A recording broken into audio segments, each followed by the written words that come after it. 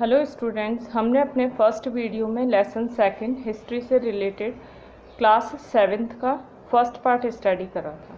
अब हम अपने सेकंड वीडियो में क्लास 7th का लेसन सेकंड हिस्ट्री से रिलेटेड रेस्ट पार्ट स्टडी करेंगे, सेकंड पार्ट। अब हम अपने टॉपिक पे आ जाते हैं, राजपूत। अब जो है नॉर्दर्न, मैंने तुम्हें फर्स्ट वीडियो में ये बताया था कि जो रीजनल किंगडम्स थे, अलग अलग जगह पे नॉर्थ इंडिया में अलग किंगडम एस्टेब्लिश हुए थे, साउथ में अलग किंगडम एस्टेब्लिश हुए थे, ईस्टर्न और वेस्टर्न में अलग अलग किंगडम एस्टेब्लिश हुए थे। और त्रिपाठी स्ट्रगल बताया था, पाल, प्रतिहार और राजपूत के बीच में हुआ था। कन्नौज उनका मेन मोटिव था, त्रिपाठी स्ट्रगल। तीनों पार्टीज के बीच में बैटल हुआ था कन्नौज को लेकर। क्योंकि कन्नौज की पॉलिटिकल सिचुएशन बहुत ही इम्पॉर्टेंट थी तीनों पार्टीज के लिए, पाल, प्रतिहार और राजपूत के लिए। अब हम राजपूत पे आ जाते हैं। हमारा टॉपिक है राजपूत। राजपूत डायनेस्टी एस्टैब्लिश हुई थी। Rajput was another group which played an the important role in the history of the medieval India. Medieval India में राजपूत्स का इम्पॉर्टेंट रोल है। राजपूत अलग अलग जो ब्रांचेस में थे, सबसे फर्स्ट है the most important branch like Pratihara of Malwa, Pratihara Malwa के प्रतिहार, फिर है चालुक्य चौहान्स ऑफ अजमेर, फिर हमारा आ जाता है चंदेल्स ऑफ बुंदेलखंड, फिर हमारा आ जाता है नेक्स्ट जो कन्नौज के हैं, चालुक्यास हैं गुजरात के हैं, फिर है सोलंकी राजस्थान के हैं और गुजरात के हैं, और तोमर्स हैं हमारे। नेक्स्ट टॉपिक आ जाता है, तोमर्स हैं दिल्ली के। ये सारे इम्पॉर्टेंट रूलर्स थे। सबसे फर्स्ट हमारा आ जाता है Paramaras of Malwa, Chauhans of Ajmer, Chandelas of Bundelkhand और Gahadavalas of the Kannauj and the Chalukya of Gujarat और सोलंकीज ऑफ राजस्थान एंड गुजरात और तोमर ऑफ दिल्ली। अब हम अपने नेक्स्ट टॉपिक पे आते हैं। नेक्स्ट टॉपिक हमारा आ जाता है, scholars believe that many Rajput. Scholars का ये मानना था कि जो अधिकतर राजपूत हैं, जो मोस्टली जो राजपूत थे वो सीथियंस और हून्स से बिलोंग करते थे। जो मोस्टली राजपूत थे वो सीथियंस और हून्स से बिलोंग करते थे। इट मीन्स सीथियंस और हून्स के डिसेंडेंट्स थे। डिसेंडेंट्स इट मीन्स फॉलोअर थे। अब हम अपने नेक्स्ट टॉपिक पे आ जाते हैं। नेक्स्ट टॉपिक है हमारा कि पेनेस respectively the Tomars establish the city of the Delhi का टुडेज दिल्ली। हम अभी प्रेजेंटली जो हमारी कैपिटल है, इंडिया की कैपिटल दिल्ली, उसे तोमर्स ने एस्टैब्लिश किया था और तोमर्स उसे दिल्ली का कहते थे। ठीक है, तोमर्स अभी जो प्रेजेंटली दिल्ली है, जो इंडिया की कैपिटल है, वो तोमर्स ने एस्टैब्लिश की थी और तोमर्स उसे दिल्ली का कहते थे। फिर अब हमारा आ जाता है नेक्स्ट टॉपिक है peninsular India. Peninsular India it mean जो अलग अलग जो साउथ की तरफ जो एरियाज थे, उनमें कौन कौन सी डेंसिटी एस्टैब्लिश हुई थी। सबसे फर्स्ट हमारी डेंसिटी आ जाती है पल्लव्स ऑफ कांची, कांची के Pallava. The Pallava dynasty ruled parts of the modern Andhra Pradesh. Pallava dynasty Andhra Pradesh में एस्टैब्लिश थी, कर्नाटक में एस्टैब्लिश थी और तमिलनाडु में एस्टैब्लिश थी। पल्लव डायनेस्टी आंध्र प्रदेश में एस्टैब्लिश थी, कर्नाटक में एस्टैब्लिश थी और तमिलनाडु में एस्टैब्लिश थी। पल्लव डायनेस्टी की कैपिटल थी कांची। पल्लव डायनेस्टी की कैपिटल थी कांची, जिसे कांचीपुरम भी हम कहते हैं। They had trade relationship with south east Asia और चाइना। पल्लव डायनेस्टी ने साउथ ईस्ट एशिया और चाइना से अपने ट्रेड रिलेशनशिप एस्टेब्लिश किए थे। पल्लव डायनेस्टी ने साउथ ईस्ट एशिया और चाइना से अपने जो ट्रेड रिलेशन थे वो एस्टेब्लिश किए थे। अब हमारा आ जाता है नेक्स्ट पॉइंट। नेक्स्ट हम यहाँ से स्टडी करेंगे, the king had absolute power. जो पूरी जो एडमिनिस्ट्रेशन था, जो अलग अलग रीजन्स थे, जैसे पाल डायनेस्टी है, प्रतिहार डायनेस्टी है, राष्ट्रकूट डायनेस्टी है, राजपूत है, उन सभी का जो एडमिनिस्ट्रेशन था वो किस टाइप का था। उन सभी के एडमिनिस्ट्रेशन को हम शॉर्टकट में इस फॉर्म में डिस्क्राइब करते हैं। सबसे फर्स्ट पॉइंट है, हमें ये जानना चाहिए कि जो भी एडमिनिस्ट्रेशन हो उसमें सबसे पहले होता है किंग। किंग के पास पूरी तरह से एब्सोल्यूट पावर होती है। एब्सोल्यूट पावर होने का मतलब है सारी ऑथोरिटी, सारे डिसीजन लेने का राइट किंग के पास होता है। ये हम चोल, चालुक्य, पल्लव डेंसिटी, राजपूत डेंसिटी के एडमिनिस्ट्रेशन के बारे में स्टडी कर रहे हैं। इसमें हमारा सबसे फर्स्ट पॉइंट बनता है कि किंग के पास एब्सोल्यूट पावर थी, सारी पावर्स किंग के पास थी और उसके नीचे बस उसकी हेल्प करने के लिए हेल्प्ड बाय वेरियस ऑफिशियल, उसकी हेल्प अलग अलग लोग करते थे और जो उनको एडवाइस देते थे, एडवाइस एडमिनिस्ट्रेशन से रिलेटेड एडवाइस देते थे। दीज ऑफिशियल व चीफ जस्टिस एंड द प्रोहित, ये ऑफिसर्स थे सेनापति, ट्रेजरी डिपार्टमेंट से रिलेटेड थे, सामंत थे, रेवेन्यू मिनिस्टर्स थे, ये सारे ऑफिसर्स थे जो किंग को एडवाइस देते थे। पल्लव डेंसिटी, पाल डेंसिटी, राजपूत डेंसिटी में अलग अलग एडमिनिस्ट्रेशन, सभी में एक ही एडमिनिस्ट्रेशन था। उस एक एडमिनिस्ट्रेशन में सबसे फर्स्ट मोस्ट पावरफुल था किंग, उसके पास एब्सोल्यूट पावर थी, सारी पावर उसी के पास थी। किंग को एडवाइस देने के लिए अलग अलग जो ऑफिसर्स थे वो थे, उन ऑफिसर्स में सामंत था, रेवेन्यू मिनिस्टर था, सेनापति था, ट्रेजरी डिपार्टमेंट से रिलेटेड था, चीफ जस्टिस था और पुरोहित था। फिर हमारा नेक्स्ट पॉइंट आ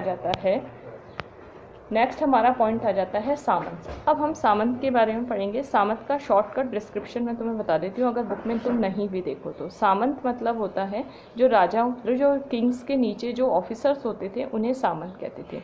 किंग्स उन्हें अपनी हेल्प के लिए रखते थे। हेल्प सामंत किस तरीके से करते थे?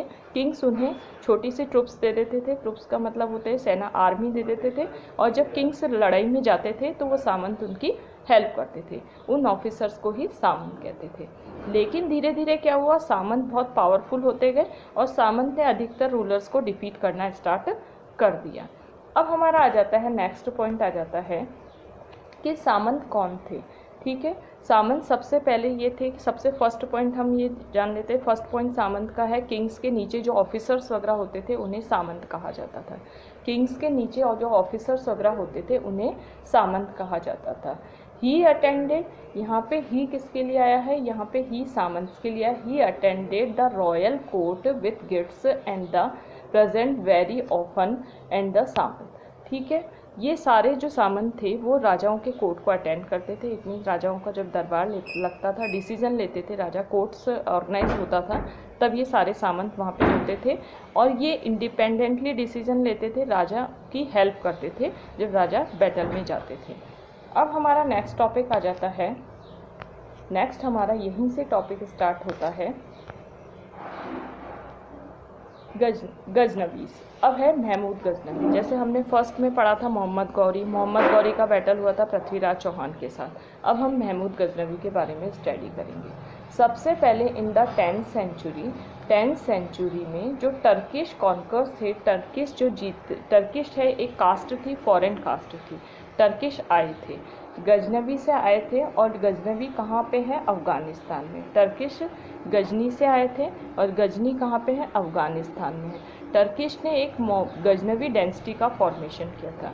जो 10th सेंचुरी में टर्किश एक कॉन्कर्स थे, विजेता थे, जो गजनी एरिया से आए थे। गजनी एरिया रिसेंटली अफ़गानिस्तान में है और गजनी एरिया ने ही गजनवी डेंसिटी के फॉर्मेशन किया था। अब हमारा आ जाता है इसका मोस्ट पावरफुल रूलर कौन था? Sultan Mahmud was the most famous ruler of this dynasty. Sultan Mahmud इसका मोस्ट, गजनी डेंसिटी का मोस्ट पावरफुल रूलर था, जो कि 10th सेंचुरी में आए थे और प्रेजेंटली गजनी एरिया अफ़गानिस्तान में है। The political disunity of India, जब वो इंडिया में आए थे तो उन्होंने देखा कि इंडिया के जो रूलर्स थे वो एक दूसरे के साथ फाइट कर रहे हैं सक्सीजर के कारण, इसलिए उन्होंने महमूद गजनवी ने रेड की थी इंडिया पे 70 टाइम। रेड करने का मतलब होता है अटैक किया था इंडिया पे, 17 टाइम अटैक किया था। कौन से ड्यूरेशन से कौन से ड्यूरेशन तक? 1000 ड्यूरेशन से लेकर 1027 ड्यूरेशन तक। ही प्लंडर, यहाँ पे प्लंडर का मतलब है तहस नहस कर दिया था, बहुत सारी सिटीज़ को तहस नहस कर दिया था, पैलेसेस को तहस नहस कर दिया था, प्लंडर कर दिया था।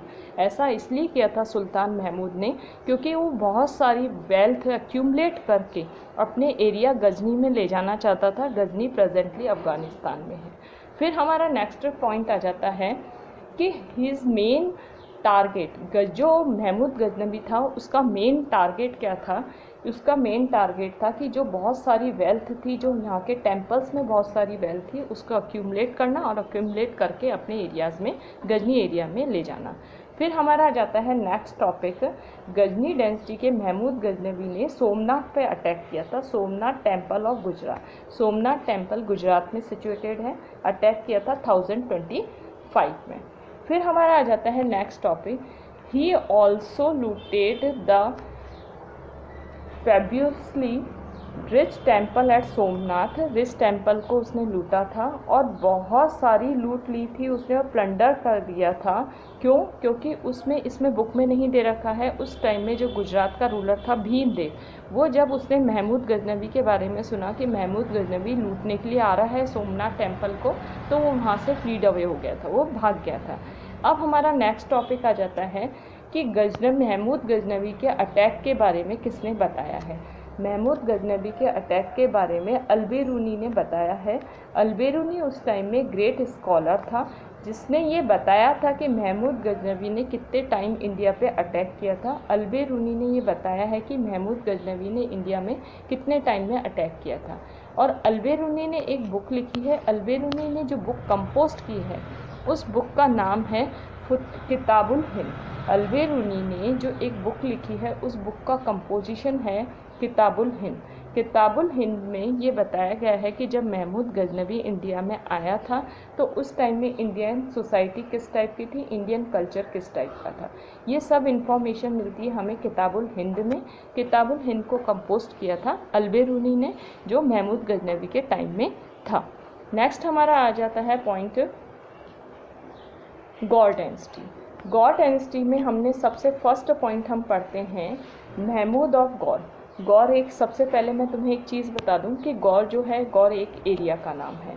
After 150 years of Mahmud invasion, Mahmud ने अटैक करने के 150 ईयर के बाद गौर एक एरिया है। गौर का जो महमूद था उसने इंडिया पे अटैक किया और वहाँ पे मुस्लिम राज्य की फाउंडेशन डाली। मुस्लिम रूल की फाउंडेशन करने वाला जो रूलर था उसका नाम था महमूद, और महमूद गौर का रूलर था। गौर एक एरिया है, ठीक है। महमूद के गौर ने, गौर एक एरिया है, गौर के महमूद ने मुस्लिम रूल की फाउंडेशन डाली थी इंडिया में। फिर अब हम आ जाता है नेक्स्ट टॉपिक पे, आ जाते हैं हमारे केस स्टडी। केस स्टडी में सबसे पहले हम चोला एम्पायर के बारे में स्टडी करते हैं। The Chola empire arose in 19th century. Chola empire arose हुई थी 19th सेंचुरी में। किसने स्टार्ट की थी? पल्लव्स के सबॉर्डिनेट ने, मतलब जो पल्लव्स के जो नीचे रूलर्स थे, छोटे रूलर्स थे, उन्होंने चोला एम्पायर को अरोज किया था 19th सेंचुरी में। अब इसका एडमिनिस्ट्रेशन स्टडी करते हैं। नेक्स्ट फर्स्ट पॉइंट हमारा आ जाता है चोल एम्पायर का सबसे ग्रेटेस्ट चोल रूलर था राजराजा और उसका son Rajendra first. Greatest Chola ruler था राजराजा और सन था Rajendra first. Rajaraja destroy the naval force of the Cheras of the Thiruvananthapuram. Rajaraja ने नेवल फोर्स का मतलब होता है जो शिप्स रूट के थ्रू, जो नेवल पावर होती है, शिप रूट्स के थ्रू, जो सी रूट्स होते हैं, उस रूट्स के थ्रू जब हम एक जगह से दूसरी जगह जो हमारी पावर होती है हम अटैक करते हैं तो वो नेवल फोर्स होती है। नेवल फोर्स को डिस्ट्रॉय किया था राजराजा फर्स्ट ने, चोल की नेवल फोर्स को। फिर हमारा नेक्स्ट पॉइंट आ जाता है राजेंद्र फर्स्ट। राजेंद्र फर्स्ट और उसके सक्सेसर ने, Rajendra first and his successor continued the policy of the annexation. Rajendra first और उसके सक्सेसर ने कंटिन्यू रखी थी एनेक्सेशन की पॉलिसी को। एनेक्सेशन का मतलब होता है दूसरे रूलर्स को डिफीट करके उनको ऑक्यूपाई करना। राजेंद्र फर्स्ट ने और उनके सक्सेसर ने पांड्यास को डिफीट किया था, चेरास को डिफीट किया था और श्रीलंका के मोस्टली पार्ट को कॉन्क्वेस्ट कर लिया था। कॉन्क्वेस्ट का मतलब होता है जीत लिया था, विक्ट्री कर ली थी। अब इस वीडियो में हम ये पार्ट यहीं फिनिश करते हैं। हम इसके नेक्स्ट वीडियो में, थर्ड वीडियो में लेसन सेकंड हिस्ट्री से रिलेटेड क्लास 7 का रेस्ट पार्ट और फाइनल पार्ट स्टडी करेंगे।